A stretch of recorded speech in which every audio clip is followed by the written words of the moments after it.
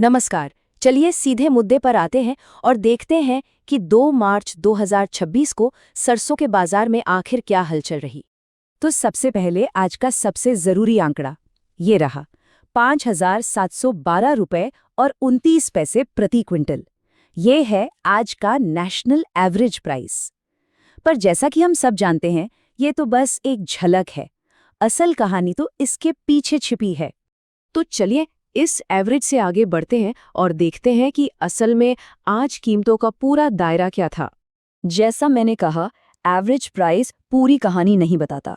असल में देश भर की मंडियों में कीमतों में जमीन आसमान का फर्क देखने को मिला, और ये दिखाता है कि लोकल डिमांड और सप्लाई का खेल कितना बड़ा होता है। ये देखिए, ये चार्ट आज की पूरी उथल-पुथल को साफ-साफ दिखाता है। एक तरफ भाव गिरा 5,000 रुपये प्रति क्विंटल तक, तो दूसरी तरफ ये चढ़ा 6,775 रुपये तक। मतलब एक ही दिन में लगभग 2,500 रुपये का फर्क।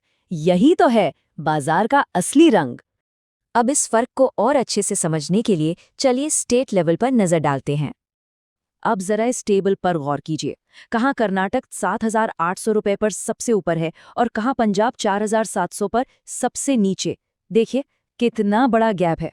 अब सवाल ये उठता है कि इतना फर्क क्यों?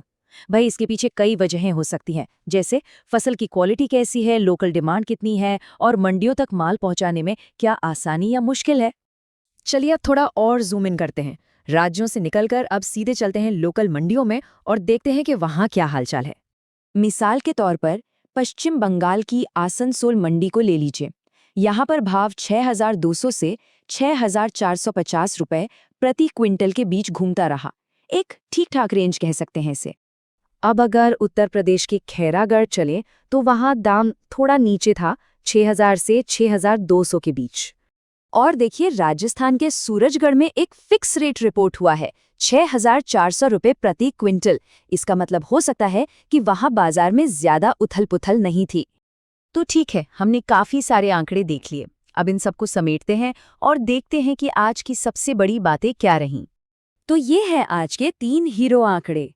सबसे ऊंचा भाव गया 6,775 रुपये, सबसे नीचे का भाव रहा 5,000 रुपये, और इन दोनों के बीच का जो एवरेज है वो रहा 5,712 रुपये 29 पैसे। ये 3 नंबर ही आज के बाजार की पूरी कहानी बयां कर देते हैं कि दिन भर में मौका भी था और रिस्क भी।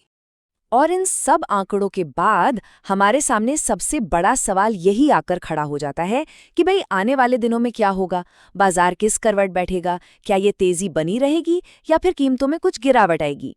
खैर, इसका जवाब तो हमें आने वाला वक्त ही देगा।